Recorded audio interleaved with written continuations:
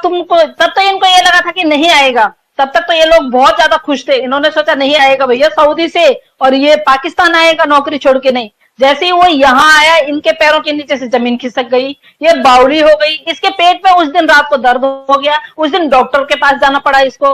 अरे तेरी जैसी माँ नहीं होती है, बाप हैदर जैसे भी होते हैं, और वो असली बाप है जो इतना लड़ रहा है और जो अपना सब कुछ खत्म करके बच्चे पाना चाहता है। तो जैसी भगोड़ी को तो वो लाना भी नहीं चाहता है, वो कहता मुझे चाहिए भी नहीं तू। और जो लोग ये बोल रहे हैं ना अब कि भगोड़ी को उससे कॉम्प्रोमाइज कर लेना चाहिए, शर्म करो यार, किसी और गैर मर्द के साथ में वो रह गई है और वो बंदा उसको फिर दोबारा रखेगा अपने साथ। क्या बात करते हो यार तुम लोग, पढ़े लिखे लोग हो आप लोग, समझदार हो आप लोग, उसको किसी की जरूरत नहीं है। बस बच्चे जो है वो हैदर भाई को मिलने चाहिए, और हैदर भाई असली बाप है उनका। हैदर भाई दिखा रहा है कि मैं बाप हूं, क्योंकि वो उन बच्चों के लिए लड़ रहा है।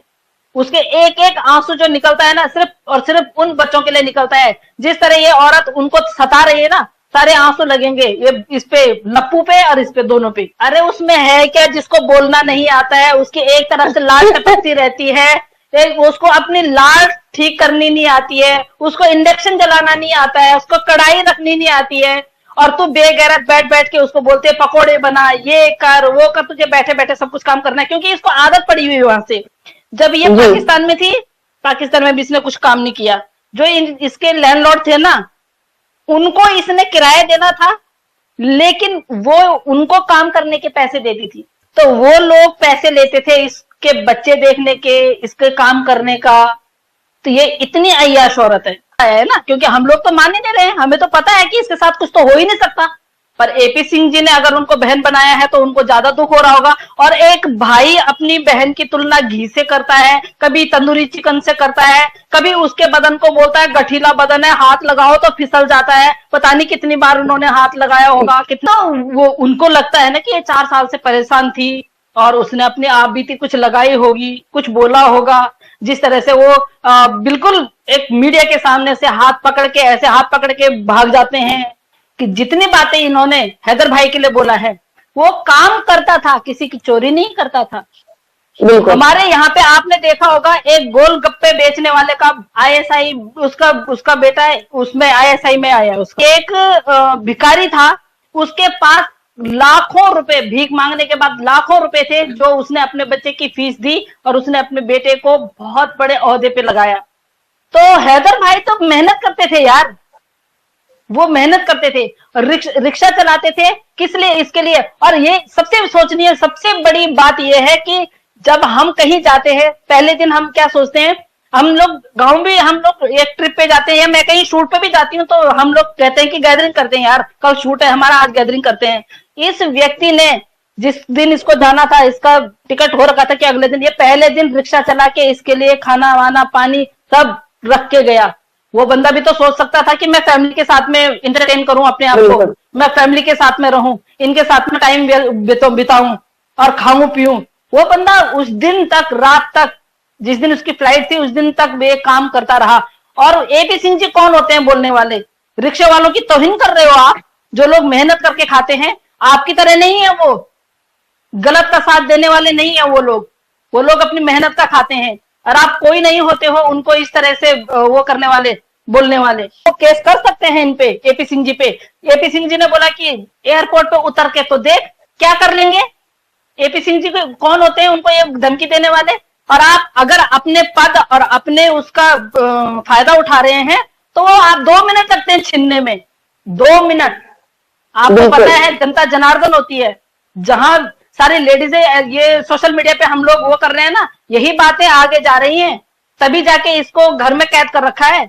आपकी वजह से नहीं कर रखा है। आप कुछ भी नहीं हो हम लोगों के सामने। कभी भी ये नहीं सोचा कि हम सीमा हैदर को भी परेशान नहीं करना चाहते हैं।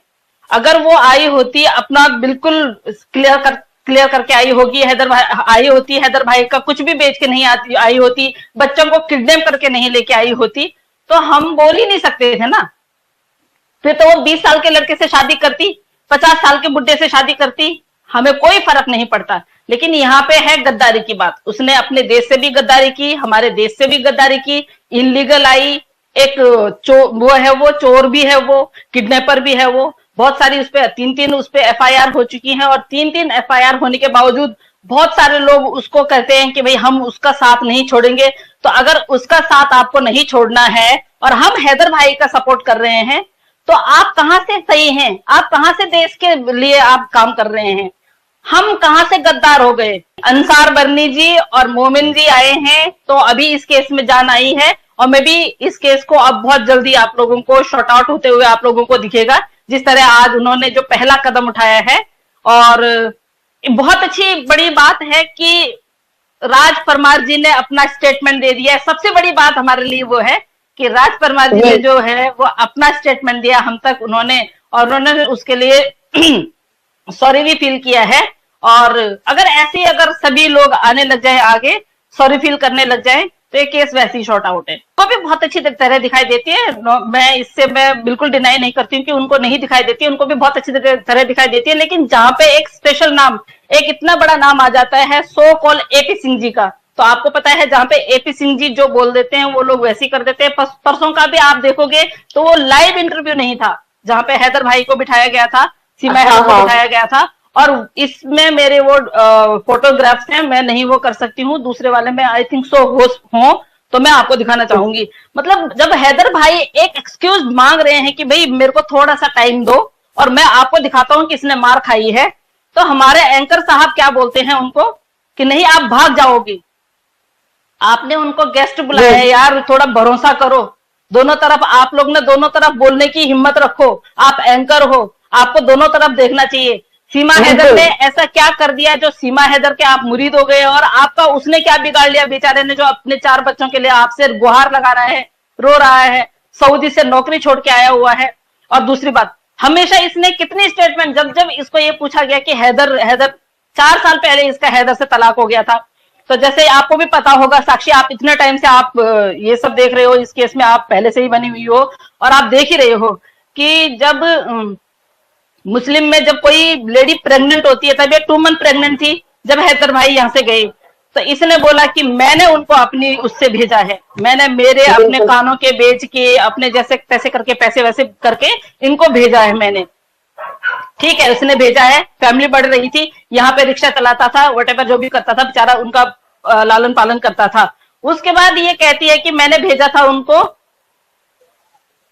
बिकाऊ हुआ। जी बिल्कुल बिल्कुल, क्योंकि जो भी उनकी तरफ बोलते हैं वो पैसे खाते हैं, नो डाउट, इसमें कोई डाउट नहीं है। इसमें मैं भी मुझ पे करे कानूनी कार्रवाई, मुझे कोई फर्क नहीं पड़ता है, क्योंकि सच बोलने के लिए, अगर हिंदुस्तान में सच बोलने की सजा अगर नोटिस भेजना है तो वो नोटिस एक्सेप्ट है, मुझे, मैं एक्सेप्ट करती हूँ, तो ऐसा कुछ नहीं है।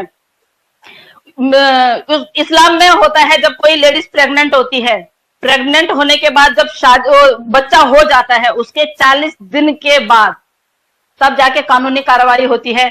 प्रेगनेंसी में किसी को तलाक नहीं दिया जाता है, ना हस्बैंड की तरफ से दिया जाता है, ना वाइफ की तरफ से दिया जाता है। तो जब ये प्रेग्नेंट थी 4 साल पहले, इसने किसी साजिश के तहत, देखिए मैं साजिश ही बोलूंगी, क्योंकि 4 साल पहले जब चीख के जब एपी सिंह जी बोलते हैं कि 4 साल से ये इसके पास कुछ नहीं था, इसको किसी ने कुछ नहीं दिया, इसके हस्बैंड ने इसको नहीं देखा, तो क्या एपी सिंह जी उसको खर्चा देते थे 4 साल पहले? क्या एपी सिंह जी ने उसको खर्चा दिया? एपी सिंह जी ने उसके बच्चों को पाला है? भाई हर महीने जब हैदर भाई उनको पैसे दे रहे हैं, तो ये होता है कि भाई उस टाइम पे नहीं होता है, तलाक नहीं होता है। 40 दिन के बाद जब बच्चा हो जाता है, जब डिलीवरी हो जाती है, फिर उसके बाद जाके चाहे औरत खुल्ला ले, चाहे आदमी डाइवोर्स करे, जो भी है, जो भी इस्लाम में होता है वो कर सकते हैं। तो जब इसका डाइवोर्स हो गया था, तो इसने हैदर भाई की कमाई क्यों खाई? ये क्वेश्चन क्यों नहीं करते हमारे मीडिया वाले? और मैं एपी सिंह जी को बोलती हूँ कि एपी सिंह जी आप बताएं, 4 साल पहले अगर डाइवोर्स हो गया था तो साक्षी की लाइव में आके, अब मैं आपको ये बोलती हूँ कि आप साक्षी की ही लाइव में आके साक्षी को ही दिखा दीजिए, किसी को मत दिखाइए, उसके डाइवोर्स के कागज दिखा दीजिए। सेकंड, आप बोलते हो, बहुत आप चीखते चिल्लाते हो हमारी इंडियन मीडिया पे, खैर वो उस मीडिया का क्या करना है जो बिकाऊ मीडिया है, उस पे आप चीखते हो कि इसको आप वो बोलो, सचिन क्या है वो, मीना बोलो, मीना बोलो। किस आधार पे आपके पास क्या डॉक्यूमेंट है इनकी शादी के? क्या सबूत है आपके पास इनके शादी के? आप एक भी सबूत दिखा दीजिए, कहां इन्होंने शादी की, कौन सा डॉक्यूमेंट इनका है, कौन सा इनका सर्टिफिकेट है, कहां पे इन्होंने शादी की। किसी एक बंद कमरे में सिंदूर, मांग में सिंदूर डालने से शादी नहीं हो जाती है। वो सनातनी नहीं, कभी नहीं बन सकती। आप चाहे सर के बल चल लो, एपी सिंह जी आप सर के बल चल लीजिए, मैं नहीं मानती हूँ वो सनातनी है। क्योंकि जब उसने बोला कि मैं उसके संपर्क में आई, क्या बोलते हैं, लप्पू के संपर्क में आई, मैंने मांस मच्छी खाना छोड़ दिया था। आपको याद दिला दूं एपी सिंह जी, जब ये मार्च में यहाँ आई, 7 मार्च की इसकी आप जाके इंस्टाग्राम पे फोटो देखिए, 7 मार्च की इसकी नॉनवेज खाने की फोटो है और इसने लिखा भी हुआ है उसमें आई लव चिकन। तो आप कैसे बोल सकती हैं मैडम, आप कैसे बोल सकती हैं कि मैं मांसाहारी नहीं हूं, मैं शाकाहारी हूं। आप जब यहाँ आती हैं उसके एक दिन पहले आप व्हाइट बिरयानी खाने जाती हैं, आपकी फोटोएं वायरल भी हुई हैं। आप कैसे बोल सकती हैं कि आप एक शाकाहारी हैं? आप किस बेस पे बोल सकती हैं कि आप हिंदुस्तान में आके सनातनी हो गई हैं और मुझे ठकुराइन बोलिए? आपको पता है ठकुराइन की डेफिनेशन क्या होती है? क्या आपको एपी सिंह जी ने सिखाया है कि ठकुराइन की डेफिनेशन क्या होती है? ठकुराइन की डेफिनेशन सीखनी है ना, तो ये वाली लाइव आप जरूर